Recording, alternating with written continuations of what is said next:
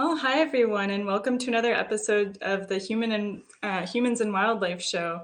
I'm Georgia Terry, and I'm here with my co-host Christian Sase. Christian, what are we going to talk about today? Yeah, it's quite a jump, you know. Usually, as you know, I talk about birds and so on. And now I'm running a wonderful show with you, and we're really combining everything with humans and wildlife. And we're going to very small creatures, insects. And it's a very interesting subject that I know absolutely nothing about. So I'm very excited to hear about it. It's about eating insects. Yeah, so it's a bit of a change of pace from even our last episodes, very kind of sort of heavier conservation focused. And we are very lucky to have with us today Isa Betancourt and Ricardo Marino Perez as our guests, who are both experts in insects. So Isa runs the popular Bug Scope here on HAPS and is an entomologist, and that means she studies insects, and she's going to be doing some cool stuff for as a National Geographic Fellow coming up soon, and also a Fulbright scholar studying insects. And Ricardo Marino Perez is a postdoctoral research right now at the University of Michigan, and he specializes in Orthoptera, grasshoppers. And both of them are here today because they have had experience with eating insects, and so they're going to share their personal experiences as well as some of their broader knowledge on the topic. And I guess we could start with the cicadas. So, both of you, why don't you tell us a bit about what's going on with those? Hey, everybody, and thanks for having us on the show. Very excited to be here. Yeah, so this past year, hopefully everybody heard about, because it was huge in the news, the 17-year cicadas which emerged. They emerge every 17 years, and in the areas where they are located in the states, on the eastern side of the states, they just are in huge numbers, thousands, hundreds of thousands, millions of these cicadas emerge. And it's for about a month, and it's a great time to get out and harvest some and eat some. So the next chance is in 17 years, but there are some other broods too. But that's something that Ricardo and I, not together, but I heard that Ricardo did this too, went out there and took advantage of the situation and tasted some. Yeah, so Isa, you went out around this area in Ann Arbor, Michigan, where we both are, to get cicadas. But Ricardo, you did a bit of traveling to see the cicadas. Is that correct? Yeah, was a double purpose to visit a friend in the border between Illinois and Indiana.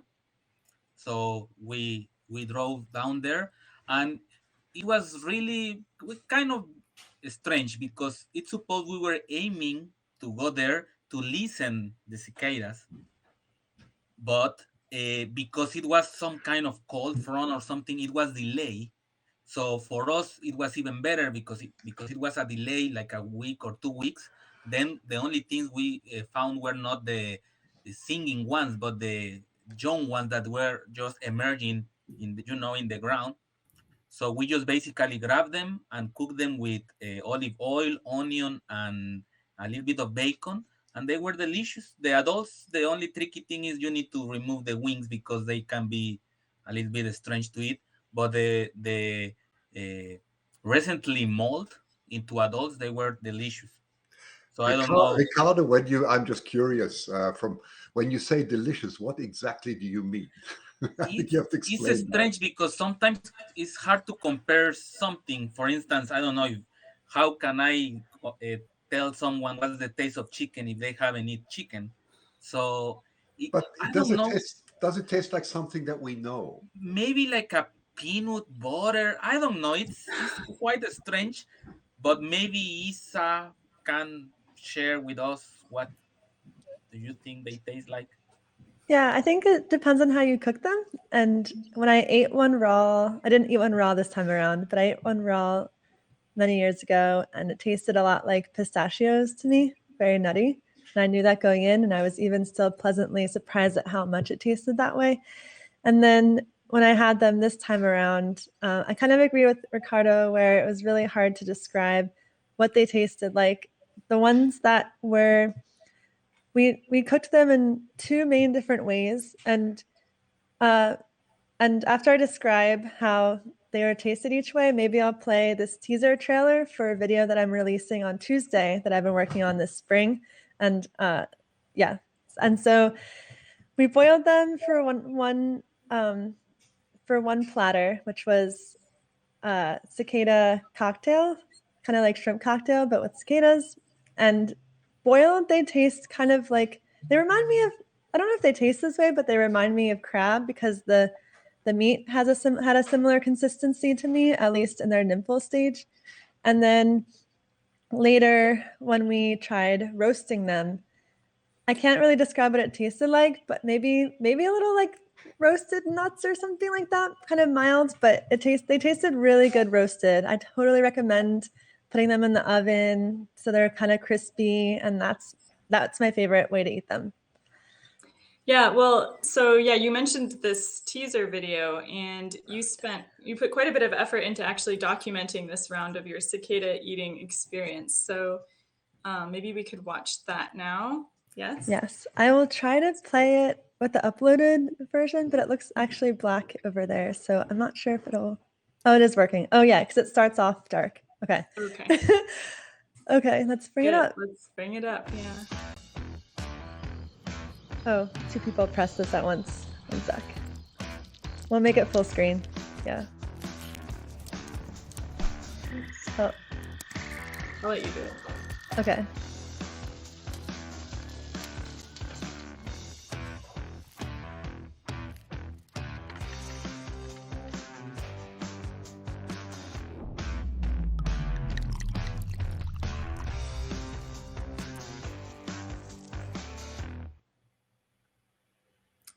Oh, that's so cool. Maybe we could watch it again because we missed the beginning of it. Yeah. Sounds good. I'll let you do it, Georgia. Okay. Go ahead. So I'm going to point out, we can talk during this one too, because after this we have a clip of the the cicada cannoli. I'll say when it happens. Was it playing?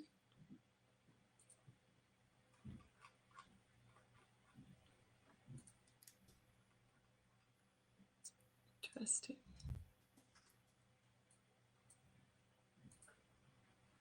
Okay, there we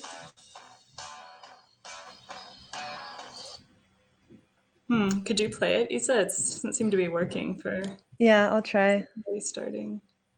One moment. Oh, I see. All right. Ready? 1, 2, 3.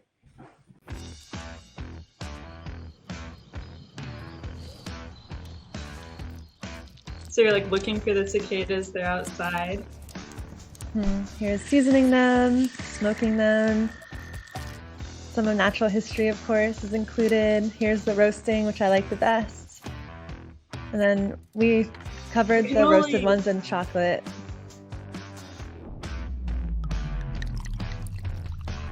And of course, paired with some wine. So there we have it.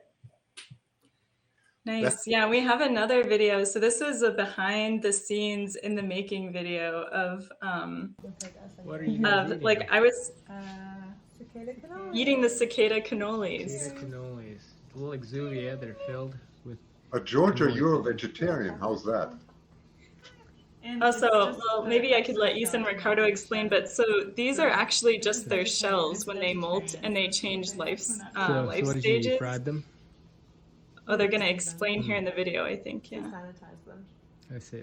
And then, Let's make them crunchy. Nice. Then we filled it with the filling, and so yeah, cheers. Yeah. Cheers.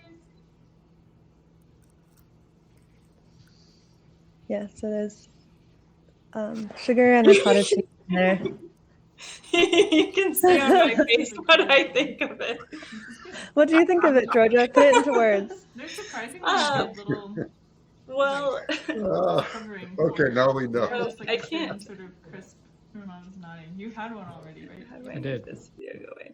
So yeah, I would say in the video I say that it tastes really good, but I don't know. Looking at my face, I'm not sure if I really thought that or not. It was a little bit tricky because for the filming, a lot of the food was sitting around for kind of a while. So I remember thinking that like the shell of the cicada had gotten kind of soft. with all this like chocolate filling and stuff in it, and it would have been maybe a little bit better if it was like fresher and more like crisp or something.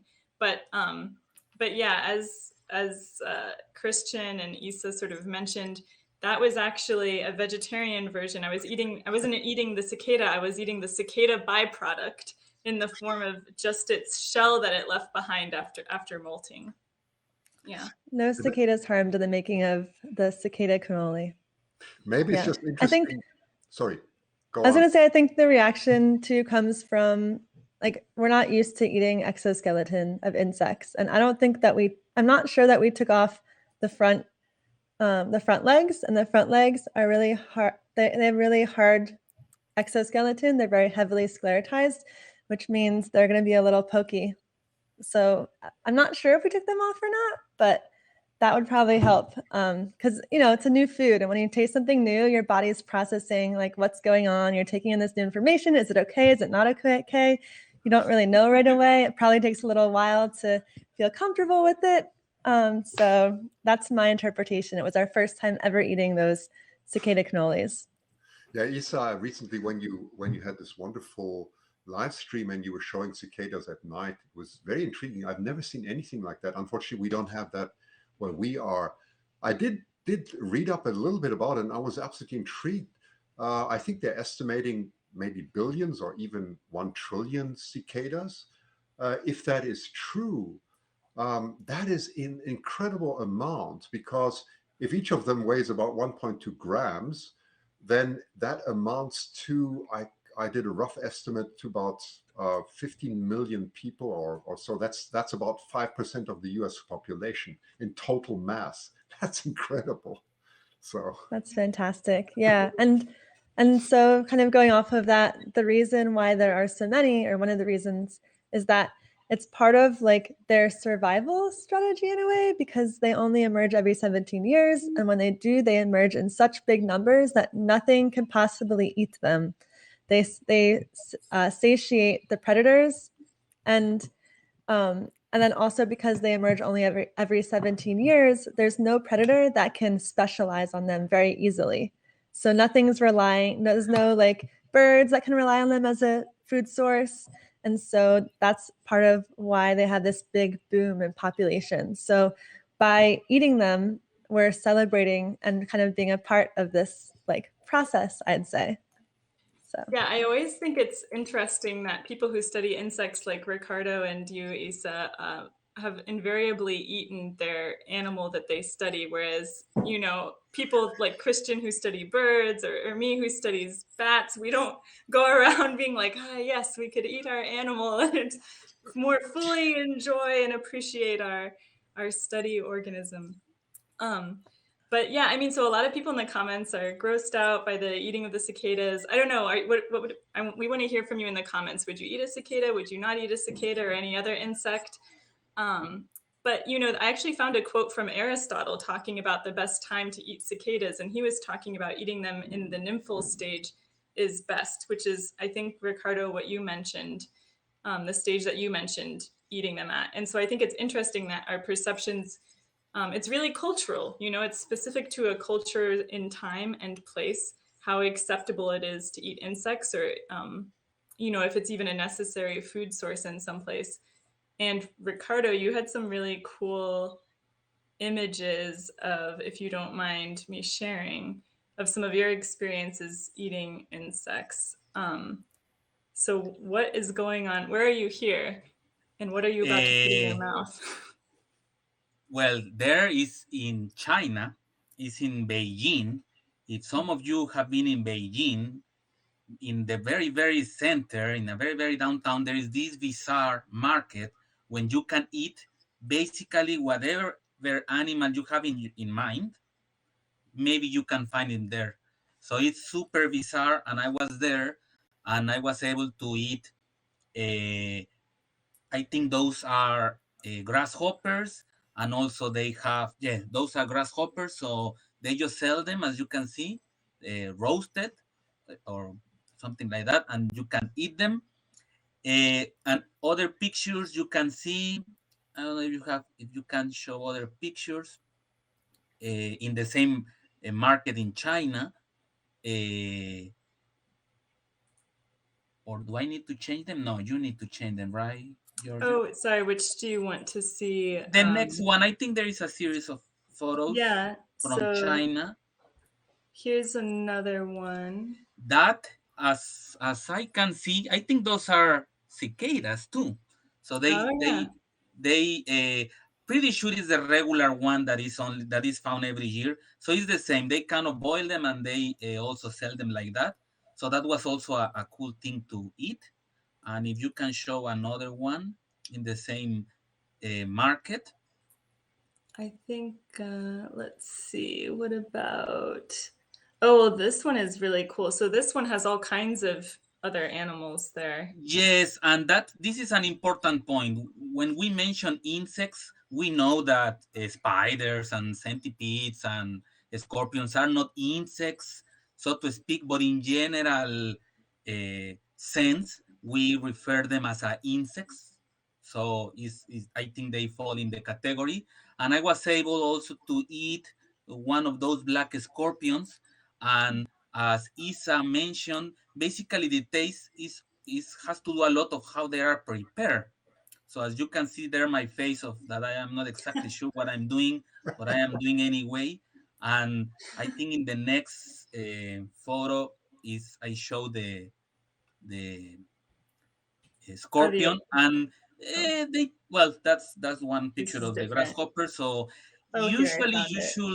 you should remove the wings because the wings are kind of hard, and this is the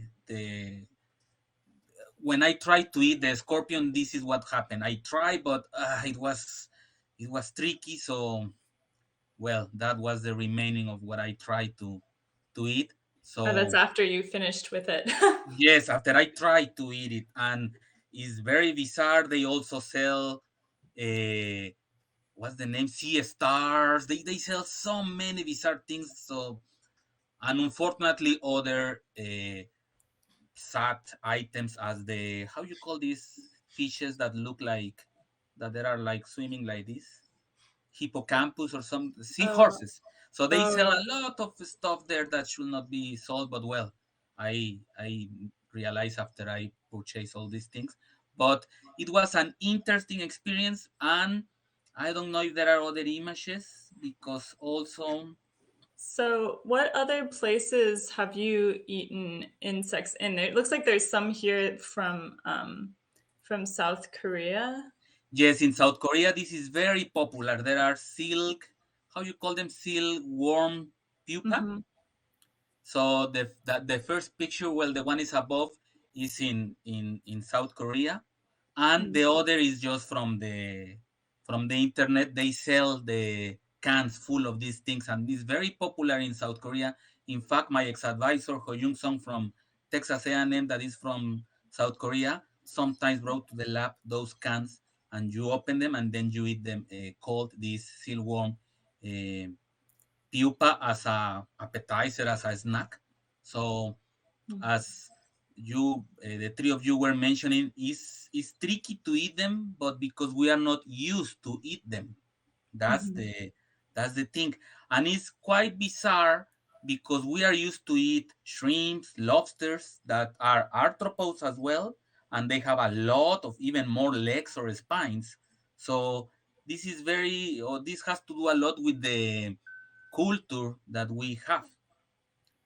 Is I think I think I sent you also a map Oh about yes. the so Yeah, I think that's a really important point that it's largely exactly. So cultural. this basically the map is the greener the country, the more species of insects are eaten. So you can see that basically is a very new world, Oriental African thing.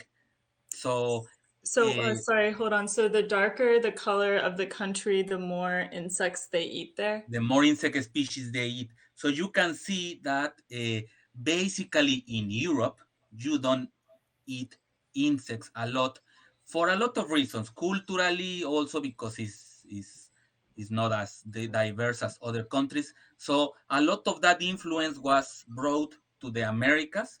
And for instance, I'm from Mexico, and in Mexico is very particular because we deal with both things. We deal from this Spain culture that only eats things from the sea, such as lobsters, shrimps, prawns. But then we have our own indigenous people that eat insects because they were used to eat insects. And as you can see, other hot spots are China, Vietnam, are India, all those parts of the world because we were used to eat them. We never consider them gross or something like that. But for different cultural reasons in other parts, because they are found in the ground, like a cockroach, the first thing you feel is aberration and you don't eat them. So that's the thing that happens a lot in the US. They don't eat them because they are not used to eat them. But you eat shrimps and lobsters that have more legs. But because those are from the ocean, you don't consider them dirty because they are in water. So that's a thing that maybe also Isa or George or Christian can tell more, no? Is for you it's disgusting. Is when we saw a cockroach is the first thing we think. Well, Yeah. Isa, you were telling me some sort of additional really interesting information the other day about like culturally reasons that in Europe they're like less likely to want to eat them, maybe because they used to in like ancient Rome and stuff. From what I understand, eating insects was more common. Yes. So one thing that I suspect is going on, at least in the USA, is that like I think everyone here, our families immigrated here to the USA and from Europe at one point. And when people move to a new place, they don't know the area, they don't know the nature, they don't know what's safe, what's not safe. And so like when the European nations and wherever else people came from, they came to the USA, like they didn't know the insects here that were edible, for example, because insects are eaten in many different places in the world. Over 1 billion people on the planet eat them regularly. So it's not like a really strange thing to do. It's just here in our culture. But like the Native Americans who lived here for many, many years, they ate the pupa of the flies in Mono Lake. Like that's a practice that happened regularly. It was an important source of protein for their culture. But we don't do that. And it's not really, it's not done by, it's not really a regular practice. So I think that a lot is lost when you move to new places. And that's one of those things that I suspect occurred in the history, at least, of the USA or the North America, I'll say. Yeah, it's quite. I think it's quite true, Isa, that in Europe, I mean, that's where I mainly grew up. It's very unusual to eat insects. The only insects we ate ever when I was in Germany was when I was riding my bike and mosquitoes flew into my mouth. That was about as much as I came in touch with them. So. Yeah, but I think that it still used to be more common in some areas of Europe. Like it faded with time. And Isa, you were kind of telling me like the interesting, like New Testament sort of biblical potential reasons for that. Right. So yeah, there's and also... I remember, I remember like probably 1 year ago, I asked Georgia, you eat honey. So that's a byproduct of insects. And there is no issue worldwide to eat honey because we are used to eat honey. And now that also came with another question that someone asked, like, if you are considered vegetarian, do you consider honey something that is vegetarian or not? So for Well, me I would ate the be, cicada shell though. I would consider that like honey, sort of an insect byproduct. It's whether it requires like killing the animal is sort of the vegetarian definition. and in my opinion, this thing of vegetarian or not vegetarian, I think was not designed taking into account insects. So Mm. that's the reason when someone asks, is this correct or not? Maybe the is because that should not apply, or those terms should not apply because I don't know, it's completely different. And that's a lot of reason also to that the people avoid to eat insects. And another important thing that is happening a lot worldwide is that not necessarily you eat the insect as the insect, but for instance, in Mexico, what you do is you do flour made of the insects that you can incorporate into different foods. So that's another important component. Maybe you don't want to eat it because it has legs and it's hard to see it. But if you fully understand that it's full of protein and it's good for the health of the world, maybe you say, well, but if you incorporate some grasshopper flour in a tortilla or in some bread, I wouldn't care.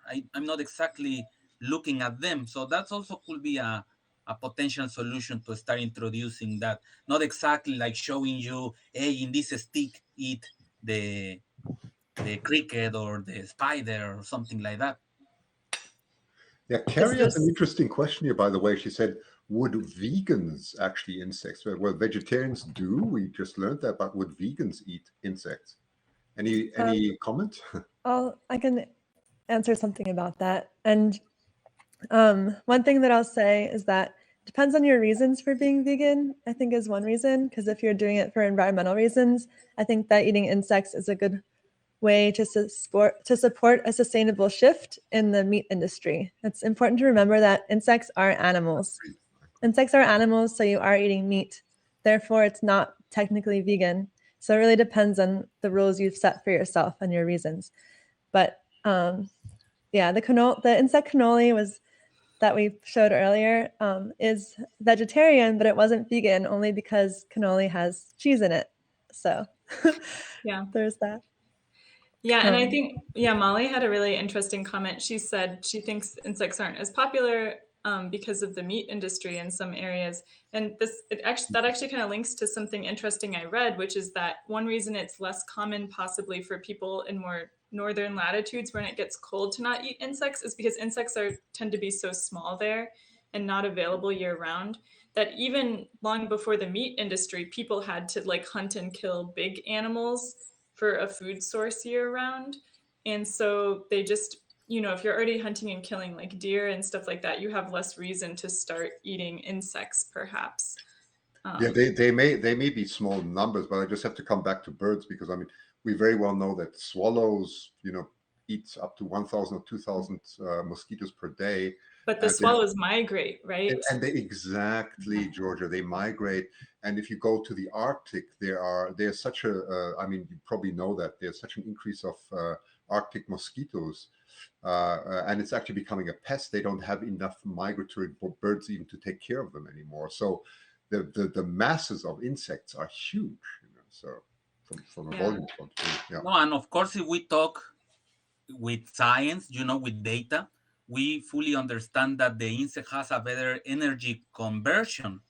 So if, as Isa say, if you have certain diet because you are worried about the planet, well, these guys are more efficient, so to speak, in convert the energy of eating grass and converting into animal protein. So basically, I mean, I can't remember the numbers, but there are way more efficient. 10 grams of crickets are more efficient than 10 grams of regular beef. So also that's another important component to say, no? And yeah, now I have that an image.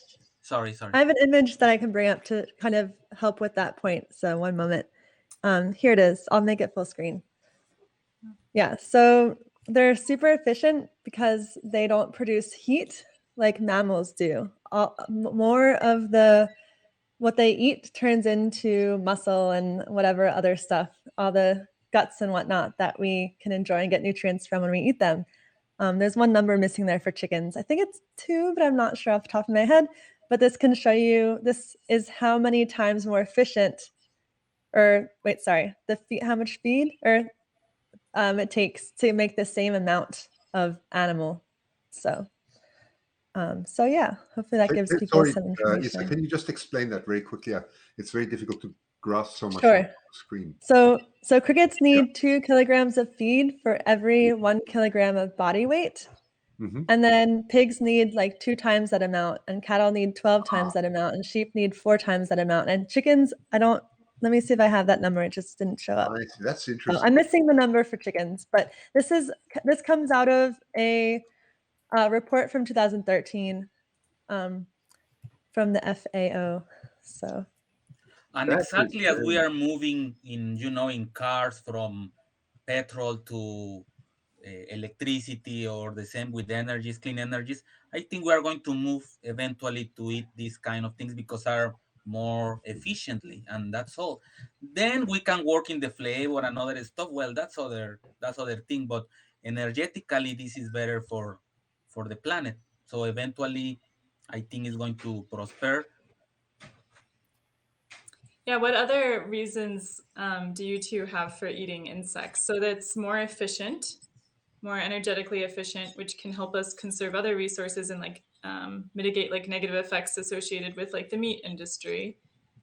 I just want to add that I dropped the link for the source of that information into the chat in case people want to look more into that. Yeah.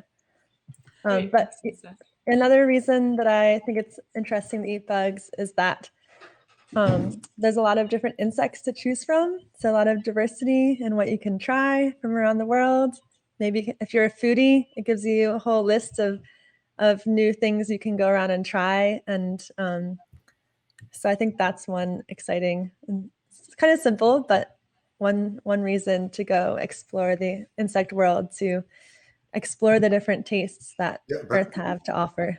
Isa, the slide absolutely intrigues me that you just brought up, because if kettles take 12 times, I didn't know that. I was shocked when I saw that, because it's so popular. 12 times, we have to put in 12 times more food or energy as compared to insects. And that there's a serious question here, as we have such a growing overpopulation, and there's so much famine, also to climate change in many areas. Doesn't that pose the question whether one shouldn't take the production, in that sense, production of insect food seriously for wider populations?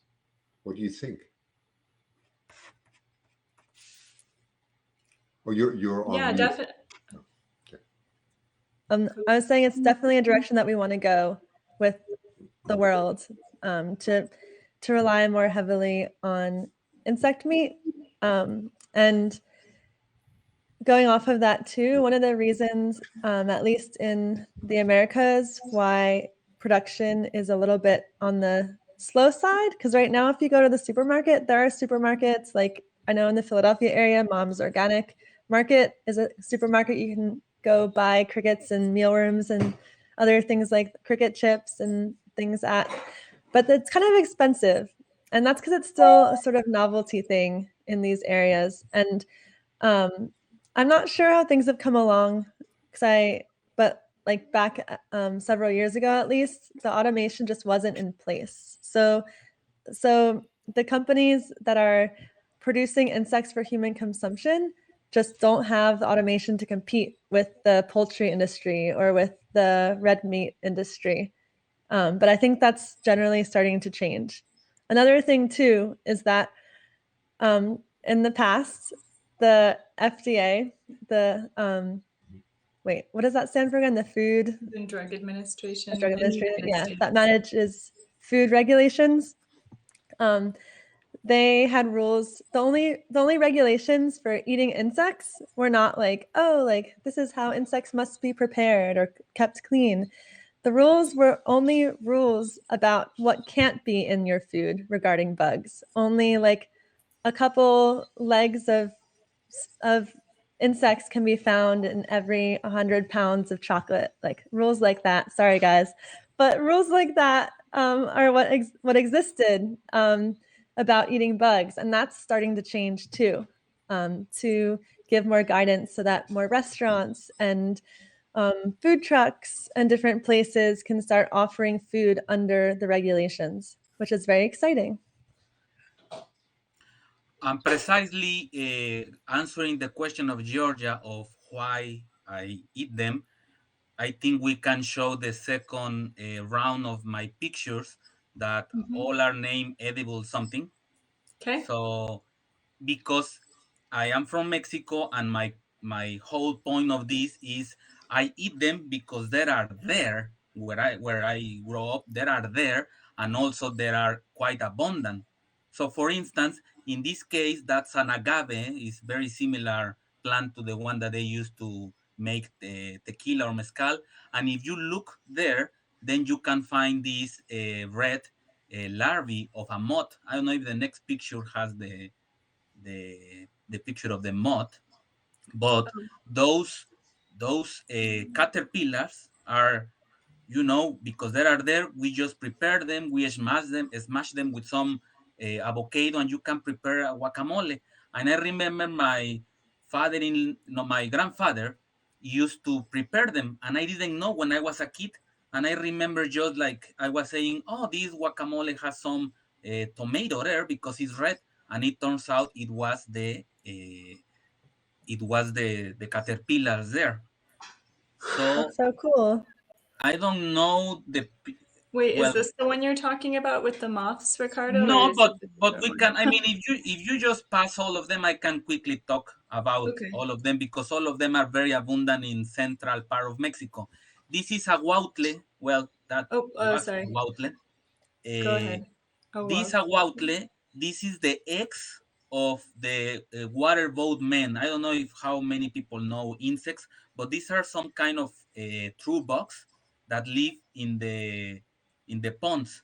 I don't know if you have seen them, but these guys, they laid eggs on the plants on the shore of the ponds, and then you can basically harvest that's exactly the insect. You can harvest that, and you can eat them. It's considered like a caviar in that area of Mexico, because in that part of central Mexico it was full of lakes, so it was a lot of these insects. So that's the reason we eat them, because they were so abundant, and they were basically free because you just need to go and grab them. If you pass another picture, So, wait, yes. Ricardo, real quick. You said that they harvest the eggs that this water insect lays. It seems like it would be really hard to harvest the eggs. Like, are they in big, huge clusters somewhere? Or? Exactly. There are basically, it looks like a foam that is covering the plants in the shores of the lakes. Oh, wow. Okay, And cool. precisely that's the reason. If this will be something super difficult, will be something probably fancy to eat occasionally. Mhm. But this was not fancy. It was just there. So it Hmm. was basically they harvest those, and also they use the adult insect that is below me. They use it a lot for food for birds, or for Oh, to pests feed that they like the have. chickens or something? Exactly, because it's full Hmm. of protein. And I have tasted them as well, and they taste as the typical thing from lakes. No, it tastes a little bit fishy, Hmm. but that's all. So if you Cool. have other pictures to share, Yeah, what about this one here? It says edible ants. these are the eggs of an ant that is also very commonly found in central Mexico. This is called escamol, and you can see in that other picture a guy that is taking out the nest of these ants, and what you are looking for is the white things that are the eggs. You can also eat the larvae, but it's not as, no, sorry, those are the larvae. You can also eat the pupa, but it's not as good as the larvae. And I remember as well, my grandfather used to harvest these guys, and it's incredible because in the moment you are removing these parts of the ant nest, you are receiving tons of bites of the ants. So it's very hard, but because it's just there, you can eat it. And I remember the first time as a kid I have it, I was just thinking, oh, this cheese is so bizarre in this quesadilla. It tastes strange, but it's white, so it should be a cheese. And it turns out it was these scamoles, these larvae of ants. Oh, cool. So in that picture, that's like the ant nest, and they're shaking out the larvae. What's the black part? Is that like roots that the ant nest was built in, or?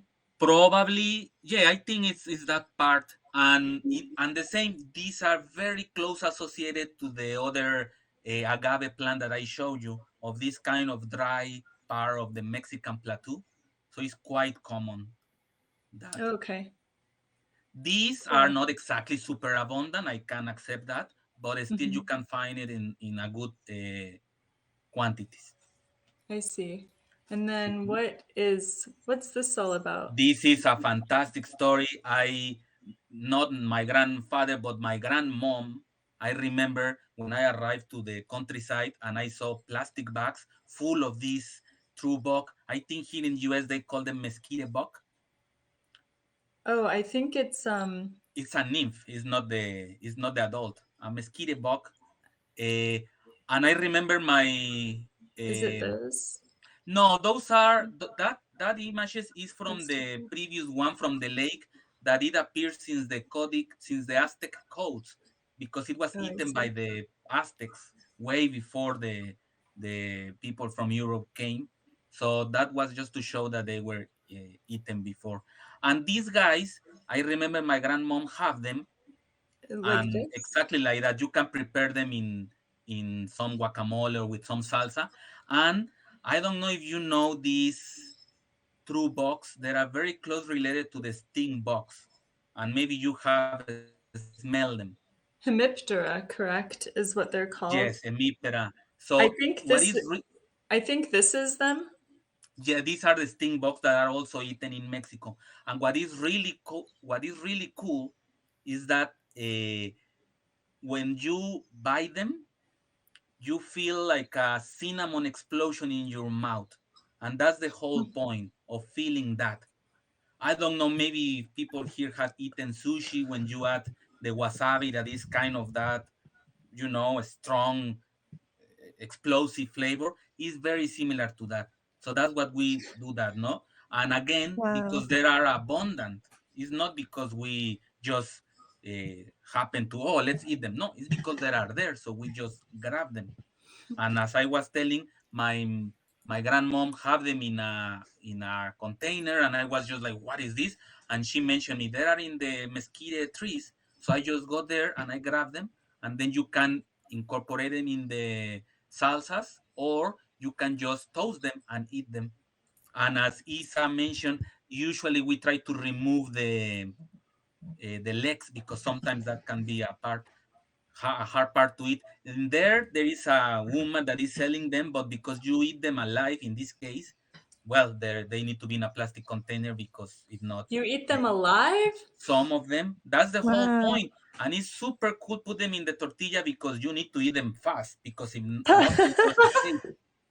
That's And fantastic. and you feel these small explosions of cinnamon. Imagine you are eating the most strong cinnamon that you have tasted. It just explodes, boom, boom, boom, boom. But that's the whole point.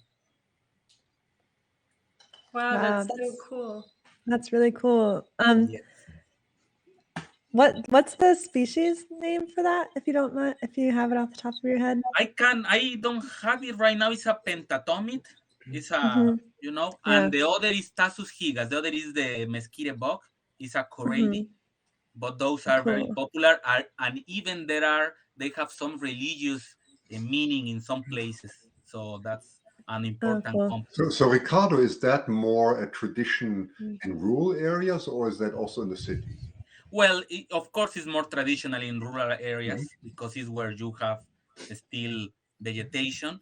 But for instance, the things I showed you about the eggs of these bugs that were in the lakes, because Mexico City used to be a great lake, the people down there used to just harvest them. Now, of course, it's hard because it's the city, but it still is possible in certain parts. And I think finally I have another images of a grasshopper. Oh, but sorry, real quick. You mentioned you had another question about the stink bugs we just saw that they Yeah. did today. Or like a comment, and that's that. I was curious about the name or the species because here in the USA we have an invasive species, Halomorphes halley, which is the brown marmorated stink bug. And one way of semi-jokingly, um, thrown out as a way to deal with this invasive species is to eat it.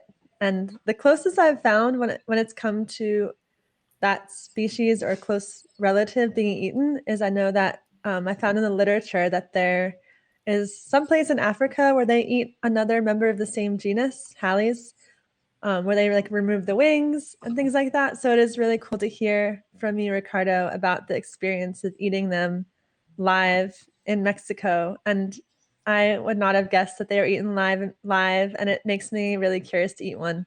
So maybe I will try a brown marmorated stink bug when I find one. Different species, but I'm super curious now. Thanks for sharing them with Yes, and us. of course, probably this is not the best insect to start because it has this strong cinnamon taste. I mean, for starters, probably is not the best one. Maybe try a cricket covered with chocolate. But if you know more and you know exactly what you are looking for, this is a good opportunity.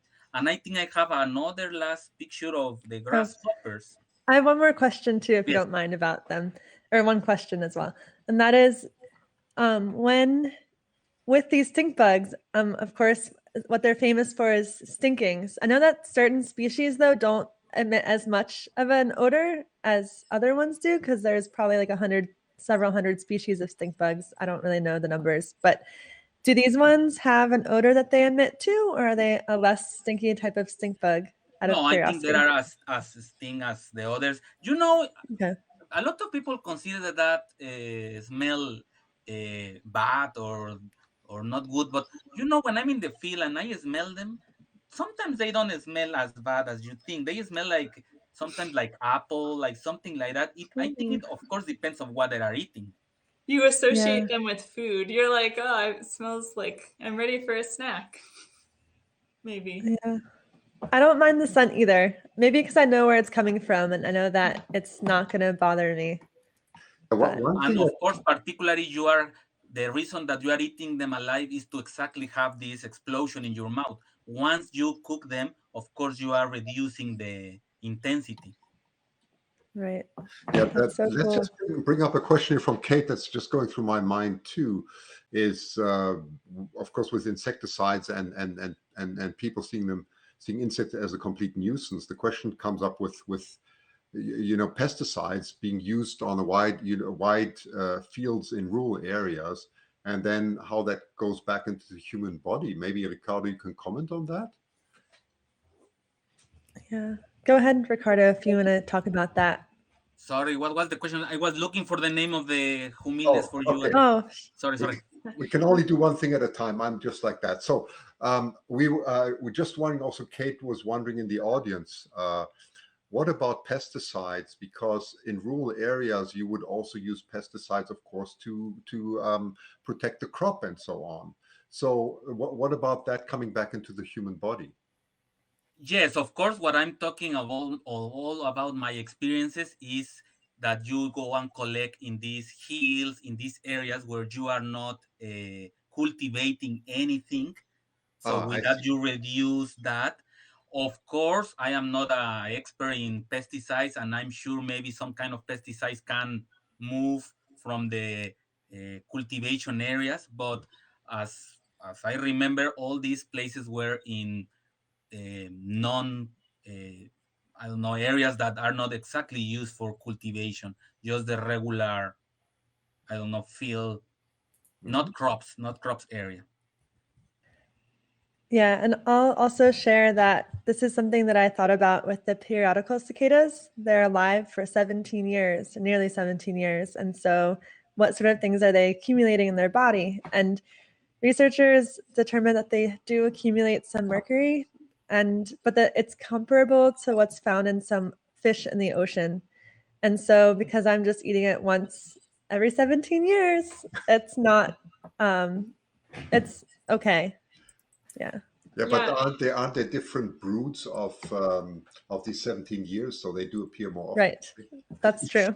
But the same lineage is once every 17 years. Okay. But yeah, there are different broods. So I don't know when the next brood is, but yeah, they come out more regularly because there's multiple broods. Okay.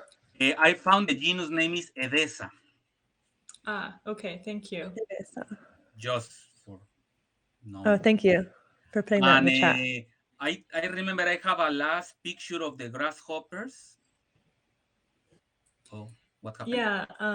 So let's see. There is this one, and Yes, and this is just, I mean, to close my participation, because this and that thing that you have there in is like the package of those guys that you show in the picture. So these guys are alive, and the other guys that you show are the ones already packed.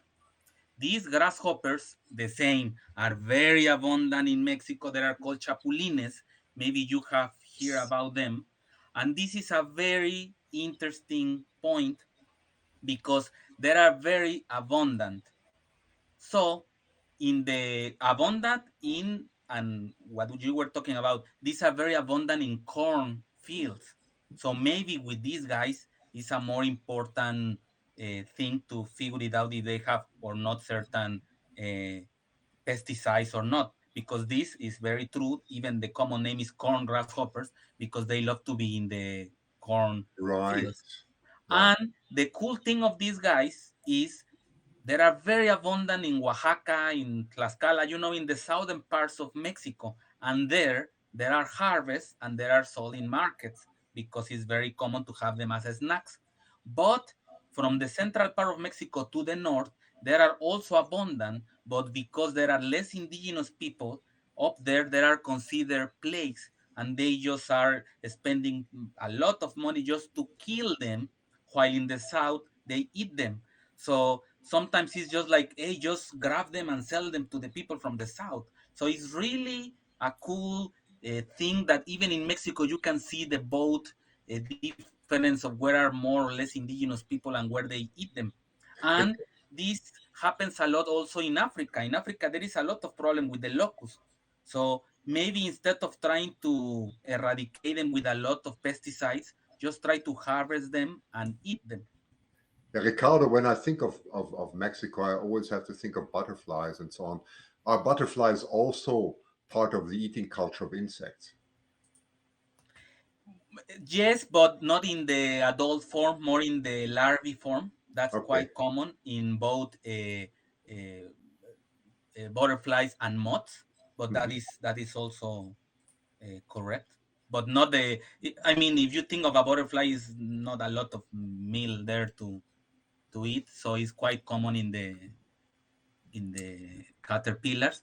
This is These the are precisely this is the larvae of a moth that is found below those agave plants, and it's the same. You just eat them like that, or you can squash them with some tomato or avocado. And if you have had the opportunity to drink mezcal, that is a kind of tequila, in some of them they have this worm, as they call it, inside the bottle. Oh, that's so cool. Um, ooh. Yeah, so I guess we have a lot of reasons to potentially eat insects. Yeah, Mohammed comments, yeah, we have a big locust problem in Egypt every year. Time to start eating the locusts, I guess. I think I remember, Ricardo, you summed up once in another talk you were giving, how can these locusts be both a food source and considered plague, depending on where you are? There's a difference in the perception of if we can eat them or not. Um, well, I want to ask you both. We're wrapping up here, but I'm curious. A lot of people say they don't want to eat insects because Mhm. they think that they're going to get a lot of diseases from them or something, or the insects are like dirty. And what would you say to that concern? Well, for instance, I forgot to mention in these grasshoppers that I show at the end, when you harvest them, you put them in cages for 2-3 days. So they poop. So they are clean. So the guts are clean.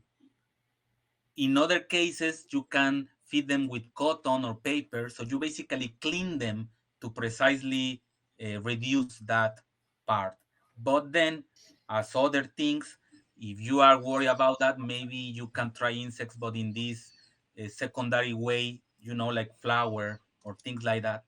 But I think they have the same habitats of another animals that we eat, so shouldn't be exactly a problem. When you eat shrimps, you remove both the nervous canal and the guts precisely to avoid that. So as long as it's clean, I mean, the shrimps, or they also have exoskeleton that we remove, so shouldn't be exactly different than that. Yeah. And also, as Kat said in the comments, there are also insect farms, and the number of insect farms is growing as this sort of entomophagy, insect eating industry is growing in the USA. So that's a nice option too for anyone who's hesitant about those things. One of the biggest barriers, of course, though, with eating insects is the mental ick factor, the looking at it and just not being able to put it into your mouth because it doesn't. Society has told us that it doesn't go there in the USA. So one of the biggest things that the entomology industry is working on in the USA and also over in Europe is marketing. And so going off of that, one piece of marketing that I put together to help us all out with reimagining and getting excited about eating bugs is this one here, which I'll make instant full screen, which is with eating insects, you can taste the rainbow, all sorts of different insects to try. Here is a palette of grasshoppers going from reddish orange, orange yellow, all the way over to blue. And so taste the rainbow, to borrow from Skittles and their motto. I think I'd rather see the rainbow. But I get your point. You can see it while you taste it. There we go. And eat some Nice. Skittles on the side too. Yep. Very nice. Well, I don't know what you think, Georgia.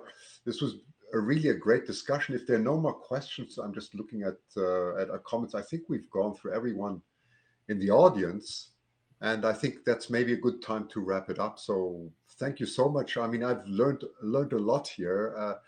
I think I'm going to do the next daring step, and I'm actually going to go out and maybe taste something, which I would have never done. Never. So thanks for encouraging us, and thanks for the in-depth knowledge, both of you. Really interesting. Also, Ricardo from the culture in Mexico, absolutely fascinating. I've been to Mexico several times, but I've never done it from that angle. So thanks for showing that. Yeah, you're welcome. And yeah, thanks for having us, and thank you so much for being open to the idea of entomophagy as well. I encourage you to try it and let us know how it goes. And thanks everyone in the audience.